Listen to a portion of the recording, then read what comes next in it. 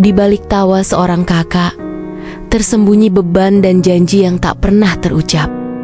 Ini cerita tentang Lani dan adiknya, Raka. Lani memasak sarapan sambil sesekali melihat jam. Raka masuk dengan wajah ceria.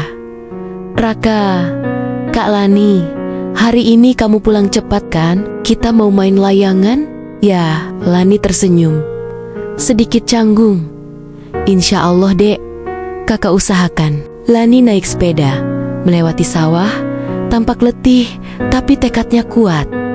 Lani dimarahi Mandor karena pulang lebih awal kemarin. "Mandor, kalau kamu ulangi lagi, kamu bisa dipecat." Lani menunduk. "Maaf Pak, saya janji tidak akan ulangi." Raka menggambar layangan dan gambar dirinya bersama kakaknya. Guru melihat gambar.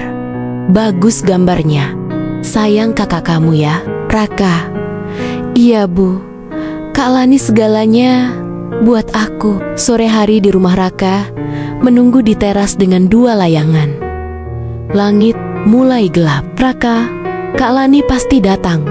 Kakak janji." Lani bekerja sambil sesekali melihat jam.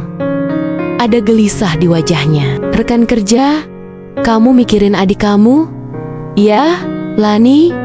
"Iya, aku janji main layangan hari ini." Raka tertidur di depan rumah dengan layangan di pelukannya. Lani pulang, melihat Raka tidur di depan rumah. Matanya berkaca-kaca. Lani pelan, "Maaf Dek, kakak gagal lagi." Lani panik. Raka dibawa ke rumah sakit karena demam tinggi. "Dokter, dia kelelahan dan kehujanan semalam." Lani duduk di samping ranjang Raka yang sudah tak sadar. Lani menangis. "Bangun Dek, kakak janji gak akan tinggalin kamu lagi." Pemakaman Raka. Lani menangis, memeluk layangan yang sudah robek. Kadang, pelukan terakhir bukan hanya sekadar janji yang tertunda, tapi kehilangan yang tak akan pernah bisa ditebus. Bantu like, komen, share, dan follow akun Kahina Jifam.